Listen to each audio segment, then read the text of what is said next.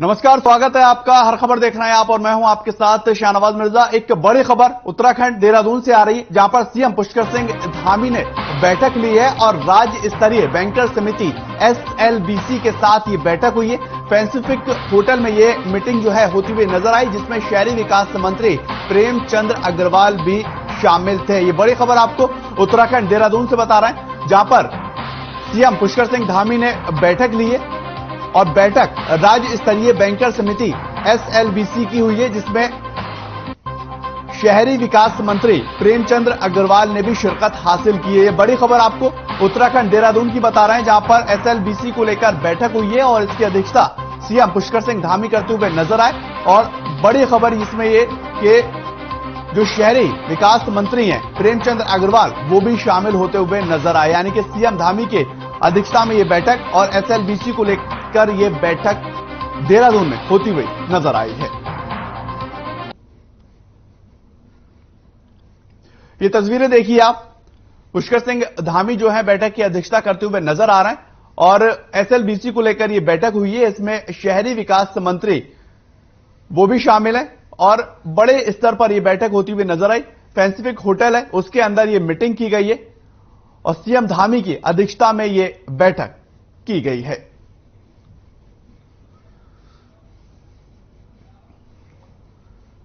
खबर अब गदरपुर से आ रही है, जहां पर पुलिस ने बड़ी कार्रवाई की है और जुआ खेलते हुए 3 आरोपियों को गिरफ्तार भी कर लिया है। साथ ही मौके से 52 पत्ते जो हैं ताश के और कैश के बरामद किए गए। इसके बाद जुआ अधिनियम के तहत उनके ऊपर मुकदमा दर्ज कर लिया गया है और आगे की कार्रवाई पुलिस करती नजर आ रही है।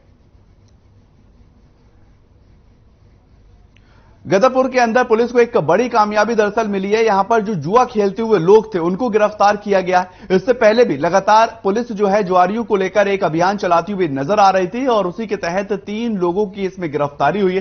पुलिस पहले भी इस बात की हिदायत दे चुकी है कि कोई भी गैर कानूनी काम जो है वो गदरपुर और गदरपुर के आसपास के क्षेत्रों में बर्दाश्त नहीं किया जाएगा। उसके बावजूद भी जो जुआरी है वो जुआ खेलते हुए खुले आसमान के नीचे दिखाई दे रहे थे। ताश की गड्डियां और वहां पर कैश भी पुलिस ने जब्त कर लिया है और 3 आरोपियों को गिरफ्तार किया जा चुका है।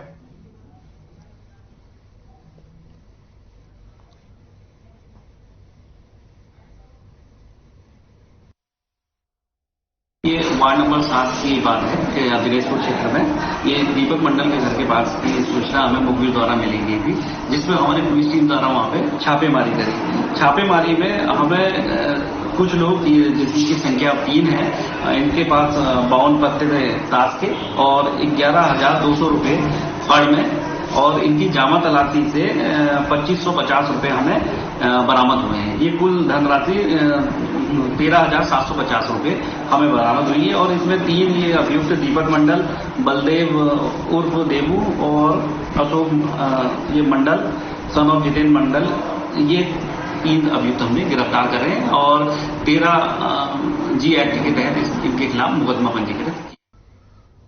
भले ही केंद्र और राज्य सरकार की ओर से शिक्षा व्यवस्था को सुधारने के लाख दावे क्यों नहीं किए जा रहे हों, लेकिन कुछ तस्वीरें सरकारों के किए दावों की पोल दरअसल खोलती हुई नजर आती। ऐसा ही मामला एक बाजपुर में देखने को मिला है। इंटरमीडिएट के बच्चे खुले आसमान के नीचे पढ़ाई करने पर मजबूर होते हुए नजर आ रहे हैं। साथ ही टीन शेड के नीचे बैठे बच्चे पढ़ाई करते हुए भी दिखाई दे रहे हैं। और इतना ही नहीं, छात्रों ने आर्ट साइड के साथ साथ साइंस साइड में भेदभाव का आरोप भी लगाया है, जो एक निंदनीय है। और छात्रों का साफ तौर पर कहना है कि हमारे साथ शिक्षा को लेकर भी भेदभाव किया जा रहा है।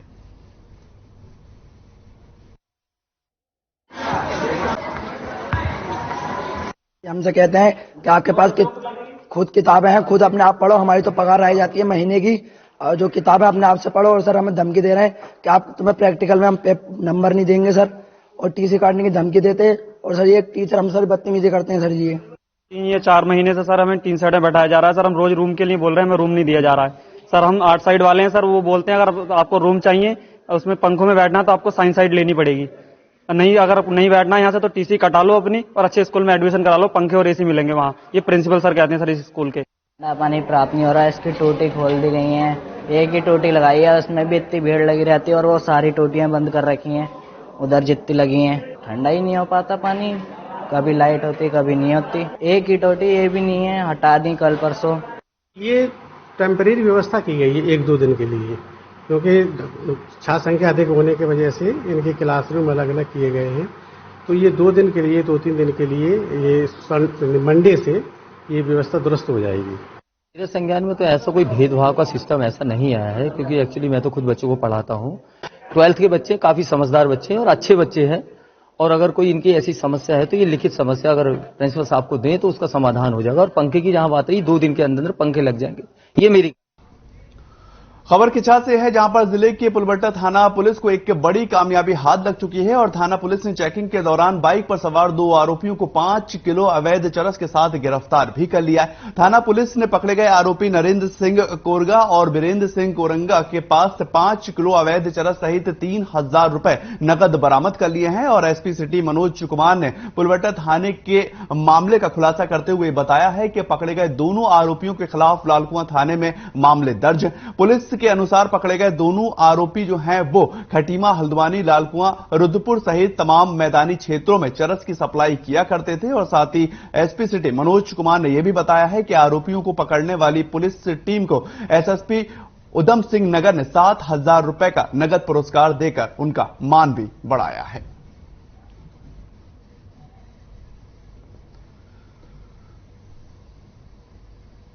किछा की आपको खबर बता रहे हैं, जहां पर 5 किलो अवैध चरस जो है वो बरामद किया गया है और यहां पुलिस को एक बड़ी कामयाबी दरअसल मिलती हुई नजर आई है। 2 आरोपियों को गिरफ्तार किया जा चुका है और पुलिस एक सक्रिय भूमिका इसमें निभाती हुई दरअसल नजर आ रही थी, क्योंकि इससे पहले भी पुलिस चरस को लेकर और इन तमाम जो गैर कानूनी जो चीजें हैं उनको लेकर अभियान चलाती हुई नजर आ रही। उसी के तहत एक टीम का गठन किया गया और पुलिस को जैसे ही सूचना मिली उसने 2 आरोपियों को गिरफ्तार किया। आगे की तफ्तीश करती हुई पुलिस नजर आ रही है और साथ ही साथ पुलिस इस बात को लेकर भी तफ्तीश कर रही है कि कहां तक ये जो पूरे गैंग है ये फैली हुई है और जो चरस की जो सप्लाई है वो कितने बड़े पैमाने पर की जाती है। पुलबट्टा टीम को, थाना पुलिस पुलबट्टा टीम को जो है वो एसएसपी के द्वारा 7,000 रुपए का पुरस्कार की घोषणा भी की गई है, ताकि उनका मान बढ़े, उनका सम्मान बढ़े और उनके हौसला अफजाई होती नजर आए।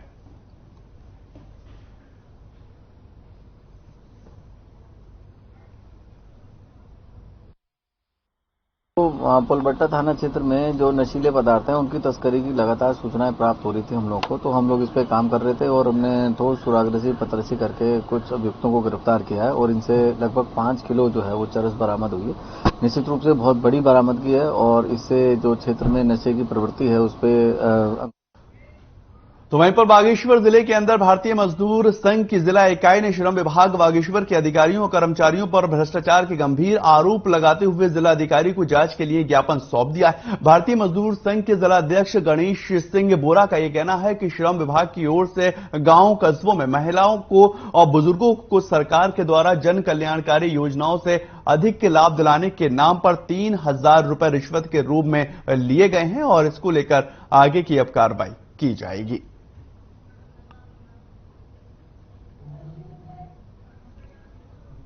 बागेश्वर की आप तस्वीर देख रहे हैं, डीएम के नाम ज्ञापन सौंपा गया है। दरअसल गरीब महिलाओं को और बुजुर्गों को लेकर जो है वो भ्रष्टाचार के आरोप लगते हुए नजर आ रहे हैं। उन तक जो जन सुविधाएं हैं वो पहुंचाने के नाम पर रिश्वत लेने का मामला निकलकर सामने आया। इसी को लेकर भारतीय मजदूर संघ ने जो है डीएम के नाम एक ज्ञापन सौंपा है और उन्होंने कहा कि जो भी इस भ्रष्टाचार के अंदर लिप्त हैं, जो भी भ्रष्टाचार करते हुए नजर आ रहे हैं, उनके ऊपर कड़ी कार्रवाई होनी चाहिए। और साथ ही साथ इस बात का भी आश्वासन लेते हुए नजर आए हैं कि किसी भी भ्रष्टाचारी को नहीं छोड़ा जाएगा और जो हमारे लिए सरकार नीतियां बना रही है धरातल के ऊपर वो तमाम नीतियां, वो तमाम सुविधाएं जो हैं हम लोगों तक और जो गरीब तबका है उस तक पहुंचती नजर आएंगी। श्रम विभाग की स्थिति है सर, श्रम विभाग बागेश्वर में गरीब महिलाओं का, ये देखिए एक महिला ये है, इनकी लड़की की शादी हुई और इनको 3 साल से अब तक इनका लड़की का जो देश हित लाभ शासनादेश जो था विधान के अनुसार जो था वो तो मिला नहीं। श्रम परिवर्तन अधिकारी जनपद बागेश्वर ने इनसे 3,000 रुपये ले लिया कि मैं तेरे को और ज्यादा अधिक लाभ दिलवाऊंगा। एक हमारे और आए हैं साथ में रघुवर सिंह जी, 2800 रुपये इनसे ले लिए हैं।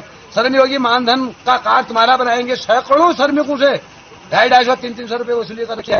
आज उत्तराखंड भवन एवं सन्निर्माण मजदूर संघ ने मुझे ज्ञापन दिया है। इसमें उन्होंने यहाँ के श्रम प्रवर्तन अधिकारी पर कुछ एलिगेशन लगाए हैं, तो उसकी हमने आज उनका ज्ञापन लिया है। जो हम लोगों से संबंधित है उसकी हम जांच करवाएंगे और बाकी ज्ञापन के कुछ जो पॉइंट्स हैं वो शासन से रिलेटेड है, ये ज्ञापन हम उनको सौंपते हैं।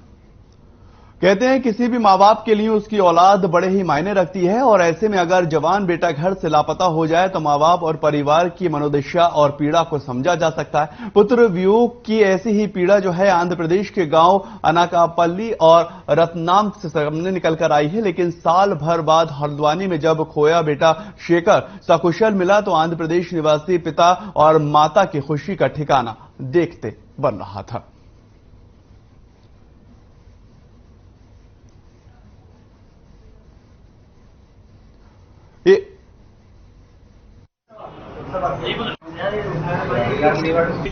हम इधर मिला इधर से हमको हमारा पुलिस स्टेशन को हमारा गांव को एड्रेस भेजा था।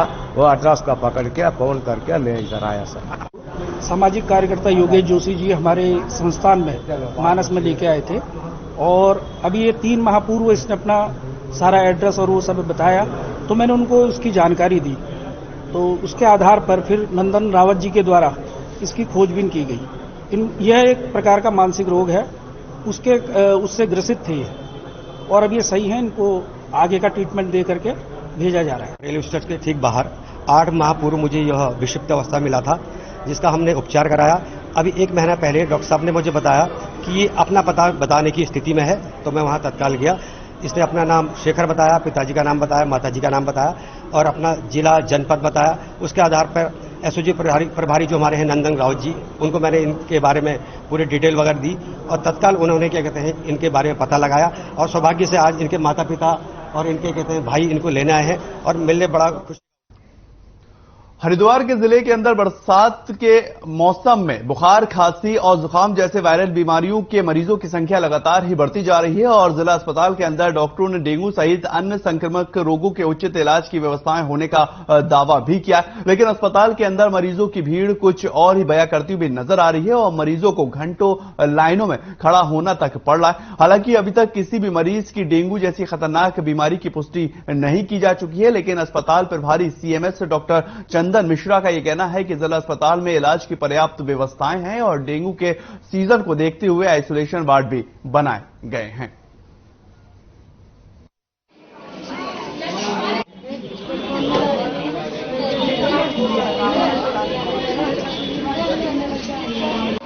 पता नहीं सर, अंदर जाके अब पता लगेगा वहाँ कौन है कौन नहीं है। भीड़ आप देख रहे हैं कि जैसे 5-5 लाइनें लगी हुई हैं। अब आदमी अंदर 1 बैठा है 2 बैठा है, मुझे पता नहीं है सर। मुझे लगी यहाँ पे कम से कम 1.5 घंटा हो गया। 1.5 घंटा नंबर आया कि नंबर नहीं आया सर। नंबर नहीं आया 1.5 घंटे पे बिल्कुल नंबर नहीं आया। हमारे हॉस्पिटल को नॉन कोविड हॉस्पिटल है, सामान्य मरीजों का इलाज की व्यवस्था है, डेंगू की जांच की सुविधा, डेंगू के मरीज के लिए आइसोलेशन वार्ड की सुविधा, फिजिशियन, प्लेटलेट की व्यवस्था और अंदर वार्ड में जो मच्छरदानी और उनका एक आइसोलेशन वार्ड होता है वो सब तो हर साल की भांति इस साल भी तैयार है।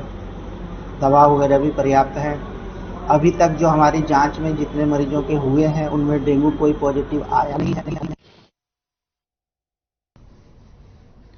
हरिद्वार की आपको खबर बता रहे हैं, अस्पताल के अंदर इलाज की पर्याप्त व्यवस्थाएं हैं। इसको लेकर डेंगू जैसी जो गंभीर बीमारी है उसको लेकर आइसोलेशन वार्ड भी तैयार किए गए, लेकिन मरीजों की संख्या है वो लगातार बढ़ती हुई नजर आ रही और अस्पताल में लंबी लंबी लाइनें जो हैं वो देखने को मिल रही है। दरअसल ये मौसम जो है बारिश का चल रहा है और इसके अंदर बड़े पैमाने पर खांसी, नजला, बुखार और डेंगू जैसी समस्याएं पैदा हो जाती हैं और उसी को लेकर आप तस्वीरों में साफ तरह से देख सकते हैं। ये हरिद्वार की तस्वीरें जहां पर लंबी लाइनें जो हैं मरीजों की लगती हुई नजर आ रही हैं।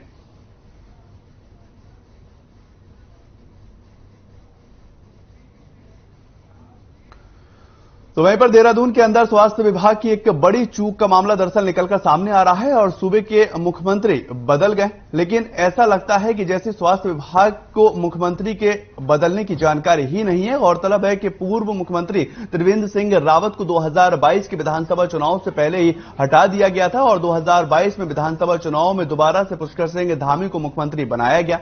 लेकिन नेत्रदान पखवाड़ा कार्यक्रम के दौरान स्वास्थ्य विभाग की तरफ से दी गई पुस्तक में मुख्यमंत्री अभी भी त्रिवेंद्र सिंह रावत ही बताए जा रहे हैं और ऐसे में सवाल अब ये उठता है कि स्वास्थ्य विभाग की इस बड़ी चूक का आखिर जिम्मेदार कौन है। वहीं प्रदेश सरकार के कैबिनेट मंत्री धन सिंह रावत और पूर्व मुख्यमंत्री त्रिवेंद्र सिंह रावत के करीबी माने जाते हैं और मामले को लेकर मुख्यमंत्री पुष्कर सिंह धामी संज्ञान लेने वाले और दोषियों पर कड़ी कार्रवाई भी हो सकती है। लेकिन इन सब के बीच सवाल तो ये खड़ा होता है कि आखिर इतनी बड़ी चूक हुई तो हुई कैसे और कौन से अधिकारी इसका जवाब देते नजर आएंगे।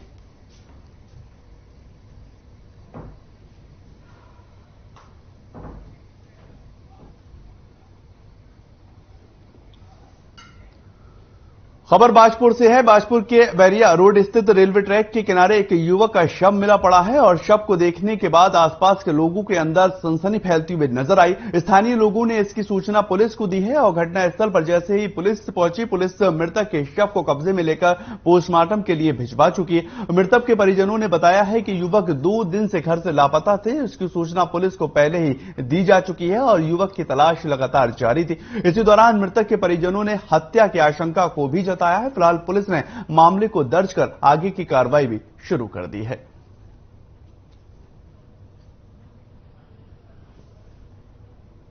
ये बाजपुर की आपको तस्वीर बता रहे हैं जहां पर परिजनों ने हत्या की आशंका जताई थी। दरअसल एक युवक जो है वो 2 दिन से घर से लापता था और उसकी लापता की जो शिकायत है वो पुलिस में भी दर्ज करवा दी थी और पुलिस भी लगातार तलाश कर रही थी कि आखिर वो शख्स गया का। जब इसकी लाश, इसका शव जो है वो वहां पर ट्रैक के पास से पड़ा मिला तो लोगों जब वहां से निकलते नजर आए तो उन्होंने तुरंत पुलिस को सूचना दी और पुलिस मौके पर पहुंचकर आगे की तफ्तीश करती हुई नजर आई। पहले तो पुलिस ने शव को कब्जे में लिया और फिर पोस्टमार्टम के लिए भिजवा दिया। आगे परिजनों को इत्तला दी गई और परिजनों ने साफ तौर पर कहा कि कहीं ना कहीं हमें यह हत्या नजर आ रही है।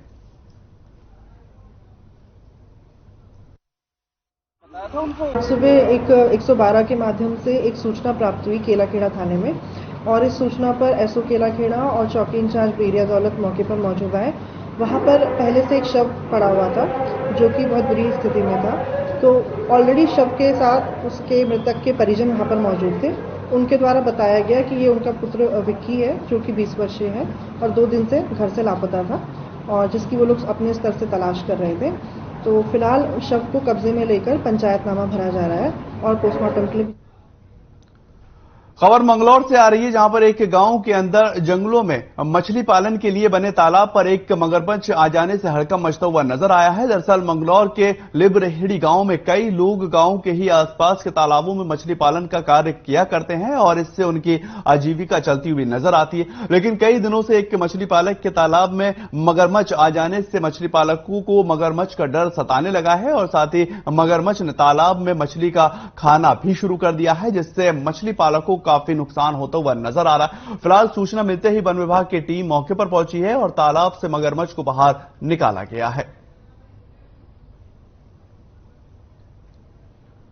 ये मंगलौर की आप तस्वीरें देख रहे हैं जहां पर मछली पालकों के लिए ये मगरमच्छ जो है वो मुसीबत बनता हुआ नजर आ रहा है और तालाब में मगरमच्छ के आने से मछली पालक और स्थानीय लोग जो हैं वो डर के साए में जीते हुए नजर आ रहे हैं, क्योंकि मछली पालकों को इससे काफी ज्यादा नुकसान भी होता हुआ नजर आ रहा है। मगरमच्छ जो है वो मछलियों को खाता है और इससे उनकी जो दिनचर्या है उसके ऊपर भी खासा असर पड़ता हुआ नजर आता। लेकिन बड़ी बात यह है कि वन विभाग की टीम वहां पर सूचना देने के बाद पहुंचती हुई नजर आई और आगे की कार्रवाई अब करती दिखाई दे रही है।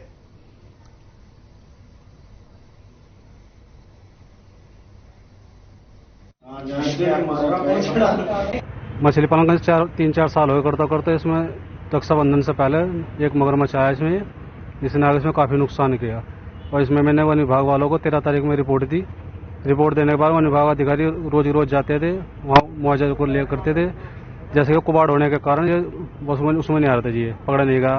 तो आज जैसे कि पूछ वो कहा इन्होंने तो ये पकड़ा गया जी बाहर आने के कारण। तो हमारे मत्स्य पालक है उनको ये बार बार नुकसान करते रहते हैं। उधर लक्ष्य क्षेत्र में भी करते हैं, इधर हमारे नाटसन क्षेत्र में तो ये पहली घटना है मगरमच्छ की जो हमारे मत्स्य किसानों के तालाब में घुस गया। वन विभाग के सीओ साहब का ऑफिस है रुड़की, वहाँ हमने इसकी सूचना दी थी और वन विभाग की टीम भी बार बार आती रही लगातार। लेकिन आज जो हो एक हमारे किसान मछली पालन वाले बहुत एक्सपर्ट है वो भी, और वन विभाग की टीम सुबह से लगी हुई है। आज वो इन्होंने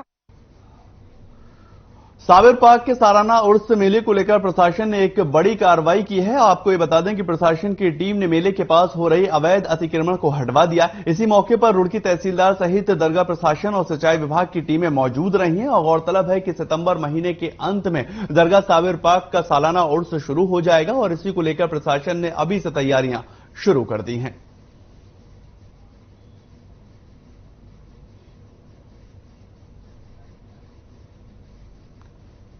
ये रुड़की की आप दरअसल तस्वीर देख रहे हैं। साबिर पार्क का जो उर्स है हर साल वो बड़े ही धूमधाम के साथ वहां पर मनाया जाता है और उसकी तैयारियों को लेकर जो है दरगाह कमेटी और प्रशासन अलर्ट मोड में नजर आ रहे हैं। मेले के आसपास से अवैध अतिक्रमणों को हटाया जा रहा है क्योंकि जो उर्स है वो एक शांतिपूर्ण तरीके से और अच्छे तरीके से हो सके। पुलिस प्रशासन वहां पर मौजूद रहा और एक बड़े पैमाने पर अतिक्रमण हटाने का काम जो है वो होता हुआ नजर आया।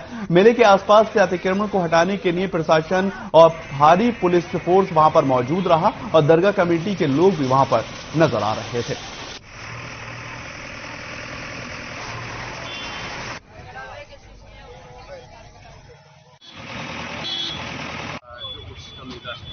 उसके लिए जिलाधिकारी महोदय ने मीटिंग और जो व्यवस्था है उसको लेकर के हमें निर्देश दिया। उसमें से एक पॉइंट ये भी था कि कलियर में जो अवैध अतिक्रमण सिंचाई विभाग की लाइन पे और दूसरे विभागों की लाइन पे किया जाता है, तो मेले से पहले उसे नियमानुसार कार्रवाई करते हुए कार्रवाई जाने का निर्देश। खबर पौड़ी से है जहां पर डीएम डॉक्टर विजय कुमार जोगदंडे की अध्यक्षता में पहाड़ी उत्पादन को ऑनलाइन प्रक्रिया को जोड़ने के लिए बैठक का आयोजन किया गया है और जिला अधिकारी बैनरॉक कंपनी के सीईओ के निर्देश दिए हैं कि बुनियादी स्तर पर आवश्यक तैयारियां पूरी करते हुए किसी एक उत्पाद की बिक्री का मॉडल तैयार करें। उसके परिणाम जो आएंगे उसके 20 दिन में प्रस्तुत करें और साथ ही साथ डीएम ने यह भी कहा है कि वर्तमान में कोई भी ऐसा फॉर्म नहीं है जिसके माध्यम से ऑनलाइन प्लेटफॉर्म का उपयोग करके ग्रामीण उत्पादकों की सामग्री का विक्रय किया जा सकता है। इससे ग्रामीण उत्पादनों को राज्य और देश में बढ़ावा मिल सकेगा और साथ ही उनकी आय में भी बढ़ोतरी होती नजर आएगी। जो कि आजकल ई कॉमर्स प्लेटफॉर्म्स, ई मार्केटिंग प्लेटफॉर्म्स हर जगह उसका प्रयोग किया जा रहा है। हमने आज की बैठक में एक संस्था से इसके बारे में एक मॉडल तैयार करने का निर्देश दिया है, जो अपना एक मॉडल तैयार करेंगे और इसमें उनके सुझाव भी होंगे और जो सक्सेसफुल मॉडल्स हैं जिन्होंने अच्छे कार्य किए हैं, अन्य जनपद में भी हो सकते हैं, किसी अन्य राज्य में भी हो सकते हैं, उनको ट्रेनिंग या उनके साथ में वर्कशॉप या उनके साथ चर्चा, ऐसे विभिन्न प्रक्रियाओं के साथ में उनका लर्निंग को, उनकी जो उन्होंने सीखा है अपने काम करने का तरीका, उसको हमारे ग्राम पंचायतों में, हमारे स्वयं सहायता समूह में बताने का प्रयास। उधर ऋषिकेश के अंदर ड्रग्स विभाग की एक बड़ी कार्रवाई की है। आपको ये बताएं कि एम्स के निकट शिवाजी नगर के अंदर नियमों के विपरीत चल रहे 4 मेडिकल स्टोरों पर छापेमारी की गई और इस दौरान ड्रग इंस्पेक्टर्स चारों मेडिकल स्टोरों पर ताला लगा चुके। इंस्पेक्टर ने बताया है कि शहर के बीचों बीच ये स्टोर नशीली दवाइयों का व्यापार करते हुए नजर आ रहे थे और फिलहाल पुलिस ने मेडिकल स्टोर संचालक को भी अपने गिरफ्त में ले लिया है और आगे की तफ्तीश करती हुई नजर आ रही है।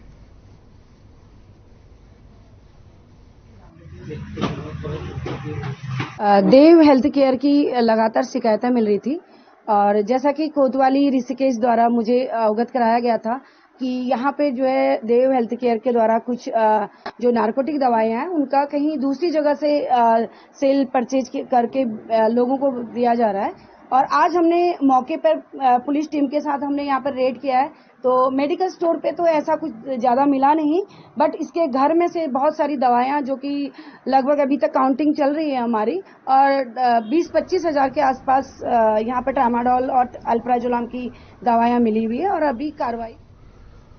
रुड़की नगर निगम के सभागार के अंदर उत्तराखंड अन्न पिछड़ा वर्ग आयोग के अंतर्गत जनसंवाद कार्यक्रम का आयोजन किया गया है और जनसंवाद कार्यक्रम में पीड़ित लोगों की समस्याओं को सुना गया और उनको गंभीरता से भी लिया गया। आज जनसंवाद कार्यक्रम के अंदर 40 विभिन्न समस्याएं आई जिनमें से 25 समस्याओं का निस्तारण कराया गया। साथ ही 16 समस्याओं को जल्द निस्तारण के निर्देश दिए गए हैं और जनसंवाद कार्यक्रम के अंदर बिजली, पानी, अतिक्रमण आदि समस्याएं आ चुकी हैं। आपको बताएं कि नगर निगम के स्वास्थ्य अधिकारियों को भी फटकार लगाई गई है, तो वहीं पर कुछ अधिकारी नदारद भी मिले हैं। टिहरी ये को छोड़ करके अभी पहाड़ी जगह हमने शुरू नहीं किया, हरिद्वार जिला हमने शुरू किया है अभी उत्तराखंड के सभी जिलों में हम लोग समीक्षा बैठकें कर चुके हैं और अभी हरिद्वार जिले से हमने विकासखंड स्तर पर कैंप लगाने शुरू करे हैं जन सुनवाई के, जन संवाद के। चूंकि हरिद्वार जिला उत्तराखंड का ऐसा जिला है जिसमें 57 से 60 के आसपास यहाँ पर पिछड़े समाज की जनसंख्या है।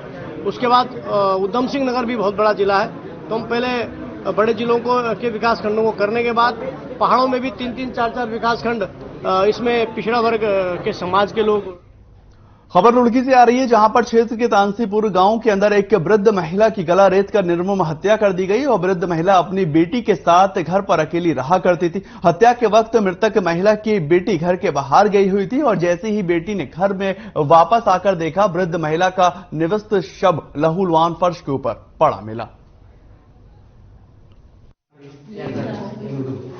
आज जो है व्यक्ति द्वारा थाने में सूचना दी गई कि ताशीपुर गांव में एक लीलावती नाम की वृद्ध महिला है, उसका शव घर में पड़ा हुआ है। इस पर यहाँ पुलिस आई, उसकी महिला के शव को जो है उसका निरीक्षण कर उसको पंचायतनामे के लिए भेजा जा रहा है। इसके जो है किसी धारदार हथियार से हत्या होने का प्राइमा फेसी उसमें जान।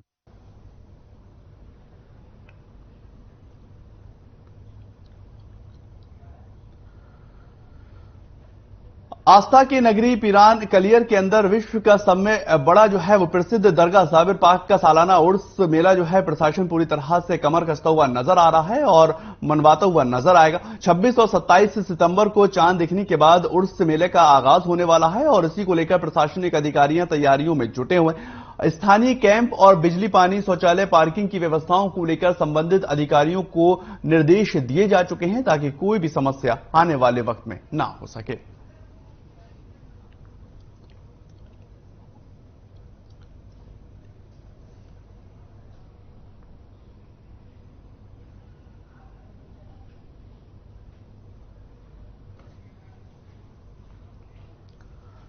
चलिए फिलहाल इस बुलेटिन में इतना ही। ताज़ा खबरों के लिए आप लगातार बने रहें हर खबर के साथ।